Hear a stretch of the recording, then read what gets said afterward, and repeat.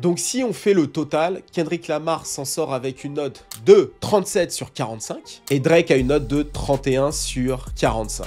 Donc c'est évident, Kendrick Lamar a remporté ce duel.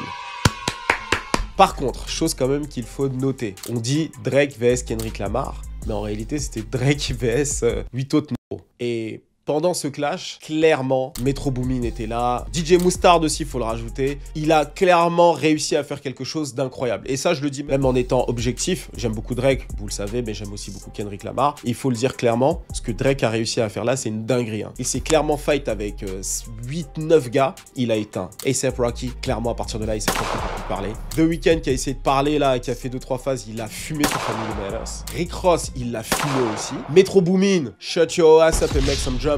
Il l'a fumé aussi. Clairement, il a fumé au moins 5-6 gars. Et il y a juste, en fait, Kendrick Lamar qui était là, le boss des boss, en fait, qu'il n'a pas réussi à fumer. Mais ce qu'il a réussi à faire, c'est incroyable. Et c'est pas pour rien que les gens disent que c'est le meilleur clash de toute l'histoire. C'est parce que, en termes de performance, ce que les deux nous ont proposé ici a été incroyable. Drake, au point de vue de l'exploit qu'il a réussi à faire, c'est-à-dire tabasser au moins 7-8 gars et se faire fumer à la fin par le dernier, et pas des moindres, hein, on parle de Kendrick Lamar. Et de l'autre côté, Kendrick Lamar a été le plus stratégique, le plus fin des deux.